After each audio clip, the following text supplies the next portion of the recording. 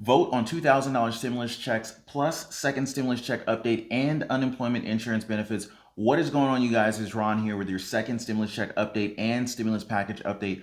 I really hope that you guys are doing very well today on this Friday, December 25th stimulus check update. Hey, you guys, it's Christmas morning. Merry Christmas to you guys.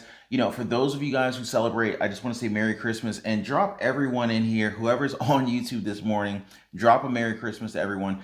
This season keeps on giving us the latest news on the $2,000 stimulus checks that President Trump has been demanding. The latest vote on this in the House yesterday and plans from both sides going into next week. There's also news on the new vaccine that's causing some surprising allergic reactions and the latest on the new, much more contagious strain of virus. And of course, I've got another state for you guys that's giving out some rental assistance. I've really got a lot of news for you guys, so definitely stick around until the very end of this video so that you know exactly what's going to happen next in this holiday stimulus check roller coaster that we're on, and hopefully we can get off soon and actually be able to cash some checks. But first, I want to say welcome back to all my subscribers. I really appreciate you guys, and for those who are brand new to the channel, my name is Ron. We cover all things personal finance, investing, how to generate multiple streams of income, and of course we've got stimulus check updates and stimulus package updates.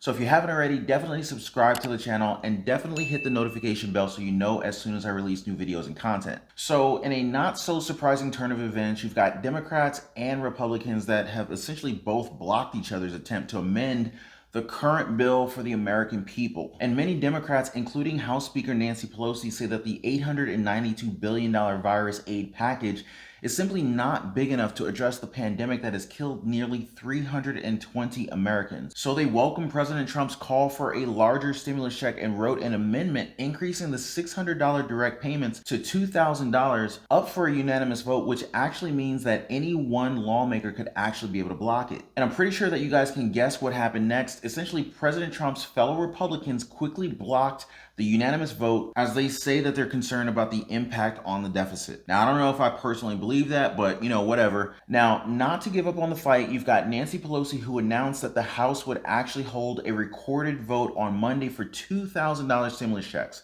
Now, I'm really eager to see what's going to happen on Monday. But in her statement, she called on President Trump to call on the House Republicans to end their obstruction. She also declared to vote against this bill is to deny the financial hardship that families face and to deny them the relief that they need. Hopefully by then, the president will have already signed the bipartisan and bicameral legislation to keep the government open and to deliver coronavirus relief. And remember, Tuesday is their once again extended deadline or the government shuts down. I swear this is like a broken record. We keep hearing this, right? Then again, Steny Hoyer also said yesterday that lawmakers are not going to let the government shut down. So it looks like they're planning another stopgap bill for an extension next week. And just to elaborate a little bit, he said, we're considering our options and what steps we will take. And I will tell you that there are continuing discussions going on between the Speaker and the Secretary of the Treasury and the administration. Now, on the other side of the fence, you got the Republicans that are focused on a different part of President Trump's message and wrote an amendment to change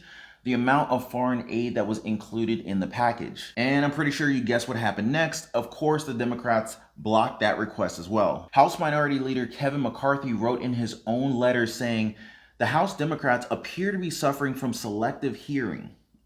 This guy is always funny. They have conveniently ignored the concerns expressed by the president and shared by our constituents that we ought to re-examine how our tax dollars are spent overseas while so many of our neighbors are at home struggling to make ends meet. Thus, Republicans will offer a unanimous consent request to revisit the state and foreign operations title of the omnibus so that we can fully address the concerns at hand. It will be up to Speaker Pelosi to decide if she wants to act on behalf of the American people. And McCarthy also told members on a call on Wednesday afternoon that he spoke with President Trump and that it was unclear whether he would ultimately sign the $2.3 trillion stimulus package. Now, the curious part about all of this, you guys, is that President Trump supposedly assigned a negotiator who was Treasury Secretary Steve Mnuchin, who proposed the $600 payments earlier this month. He even assured people that President Trump would actually sign this bill. And if you guys remember, I actually shared the interview where he actually said this. And again, Treasury Secretary Steve Mnuchin was one of the two key negotiators. So, you know, it's coming as a really big shock to a lot of people that President Trump didn't just simply sign this bill. Right now, he and House Speaker Nancy Pelosi are talking it out to see what can be done next. And at this point, I think what they can do is actually write a bill specifically for the $2,000 $600 or maybe even $1,400 in order to complement with the $600 that's already there and just kind of like let it run. And I'm pretty sure that they won't have a problem passing it in the Democrat-controlled Congress. And if you think about it, they only need 13 Republicans to, agree and go ahead and sign off on it once it reaches the Senate, which I really think that they could easily do, especially when you've got Senator Josh Hawley and Mitt Romney willing to back up this bill. After President Trump's video on Twitter on Tuesday, Hawley tweeted, "At real Donald Trump is right. Workers deserve much more than $600, as I have repeatedly said and fought for. And there's obviously plenty of money to do it. Look at what Congress threw away on corporate giveaways and foreign buyouts. Let's get it done." And at real Donald Trump told me multiple times he wanted higher payments for workers. That's what we're fighting for. Now, interestingly enough, one of the comments of Hawley's tweets was a retweet of President Trump's October call for a $1,200 stimulus check standalone bill. If I am sent a standalone bill for stimulus checks, $1,200, they will go out to our great people immediately. I'm ready to sign right now. Are you listening, Nancy? Now, this would actually be a win-win because we would be getting the $2,000 stimulus checks plus all of the benefits of the larger stimulus package like the $300 unemployment insurance benefits boost. You've got the eviction moratorium, you've got rental assistance, you got PPP in there, you've got the vaccine provision as well as food stamps. Now they could also just offer the bill as it is already and essentially hope that President Trump signs it, since he didn't exactly outright say that he's just going to veto it as it is. And at the very least, this would actually get the American people through the month,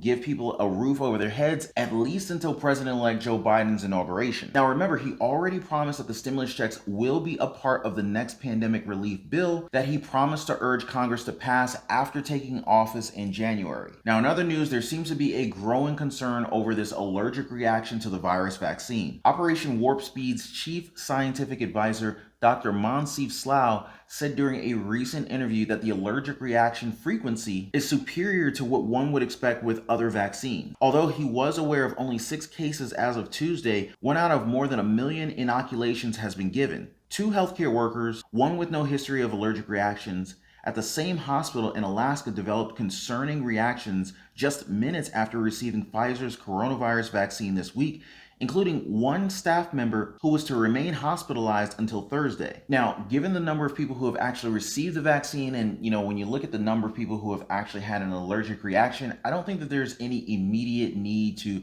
cause for alarm. So, if you're planning on getting the vaccine, I don't think that you shouldn't just because of, a few of these isolated incidents. But of course, I'm no doctor, so, definitely consult with your physician to make the, smartest decision. Fox News medical analyst Dr. Mark Siegel clarified, for the vast majority of people, and I mean millions, there's no concern whatsoever. The Centers of Disease Control and Prevention says most Americans with allergies should receive the vaccine, unless they have had previous severe reactions to other vaccines or ingredients used in the COVID-19 inoculation. They advise you to ask your doctor if you have had a severe allergic reaction to other vaccines or other injectable therapy. Your doctor will help you decide if it's safe for you to get vaccinated.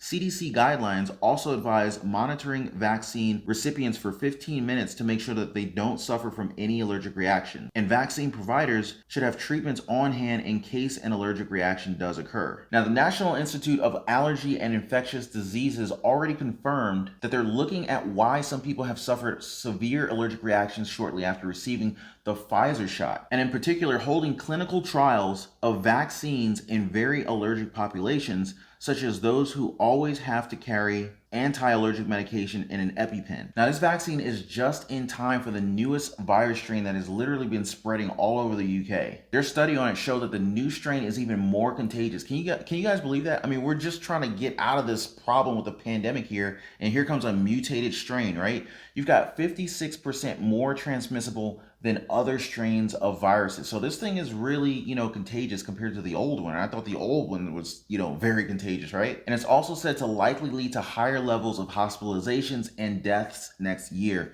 So I was really hoping that we were out of the woods, but maybe not so much here. And if you're concerned that this new strain won't be caught by the latest tests, treatments, vaccines, you've got Europe's health regulator who said that the variant probably isn't different enough from the earlier ones to exclude Pfizer's and BioNTech's SE shot. Bottom line is that the vaccine is still pretty much recommended by our health authorities. And one more reason why you might want to consider getting the vaccine is that there are new warnings of this COVID Christmas wave and New Year's Eve wave coming in January. According to Dr. Stephen Parody, director of Kaiser Permanente's nationwide COVID response, warned that the new coronavirus case surges are imminent unless Americans change their behavior. The United States once again broke coronavirus records this week, according to the COVID Tracking Project. Wednesday was the second deadliest day of coronavirus in the United States since the pandemic began, and on Thursday, the country hit a record high of hospitalizations with 117,000 people in hospitals due to COVID. And in California alone, almost 19,000 people were hospitalized due to the pandemic, with patients spilling into the hallways of their ICUs. That's 1 out of 6 people hospitalized around the country. Dr. Parody says if we don't make the choice now to change the future, then what he's worried about is we're going to see a Christmas Day and a Christmas year's wave in January, and hospitals will be beyond their breaking point. And that's what we're really facing. Parody said that he had hoped the general public would prove those predicting another surge in cases wrong and stay home this year. This year, we've got to make the sacrifice. What I tell my patients is that this Christmas has to be different so that next year, all those people we like to gather with will still be here next year. And of course, the stimulus package also includes $20 billion for the purchase of coronavirus vaccines, free for anyone who needs it. And there's also $8 billion for vaccine distribution and $20 billion to assist states with coronavirus testing. So let's get this done, guys. All right, so I've got some really good news for my community members in Colorado. The Colorado legislature and Governor Polis have passed Senate Bill 20B-002, authorizing an additional $54 million in housing assistance for people who have been economically impacted by the COVID-19 pandemic. Now, this goes for landlords, tenants, and homeowners who have been hit hard by the pandemic. Now, this program could give you all the rent that you're behind on, so definitely check out the link below for more details. And I've got many other state and local programs from my previous videos. All of them you can definitely check out in the description down below. And while you're here, if you're in the holiday spirit and want to give the simplest of Christmas presents, I would really appreciate if you could like this video. You know, that would really make my day. Just go ahead and tap that like button, make it turn blue. It just puts a smile on my face. I really appreciate you guys. And if you want to get the latest relief and assistance programs near you, definitely subscribe to the channel and hit the notification bell. It's totally free. It really helped me out and hopefully help you out a lot too. And if you guys know of any relief assistance programs as well, definitely don't hesitate to drop me a comment down below.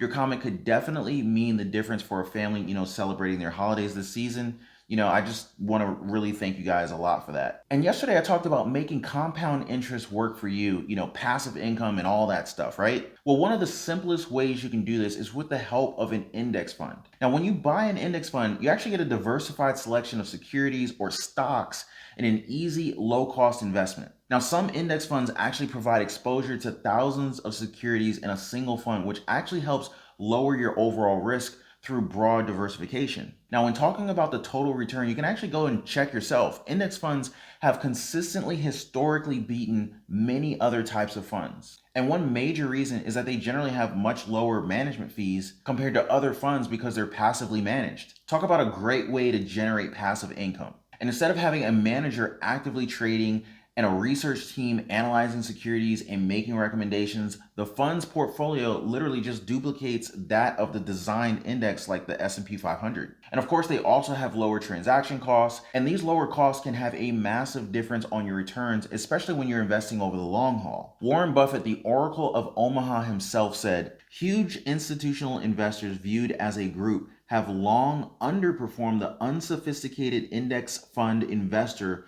who simply sits tight for decades. A major reason has been fees. Many institutions pay substantial sums to consultants who in turn recommend high fee managers, and it's a fool's game." So guys, I highly recommend you talk to your trusted banker about your investment options now. So anyway, guys, that is all for the stimulus check update and stimulus package update. The latest news on the $2,000 stimulus checks that President Trump has been demanding, the latest vote in the House yesterday, and plans from both sides going into next week. And of course, I covered the news regarding the vaccines causing some surprising allergic reactions, and the latest on the new, much more contagious strain. And then, of course, it was a state that was giving out even more rental assistance. So if you haven't already, definitely subscribe to the channel and hit the like button if you haven't already, if you've gotten any value out of this video, and tap the notification bell so that you know as soon as I release new videos and content. And definitely, if you haven't already, be sure to check out the pinned comment down below to watch the free Financial Freedom movie if you want to enhance your learning on everything from credit, investing,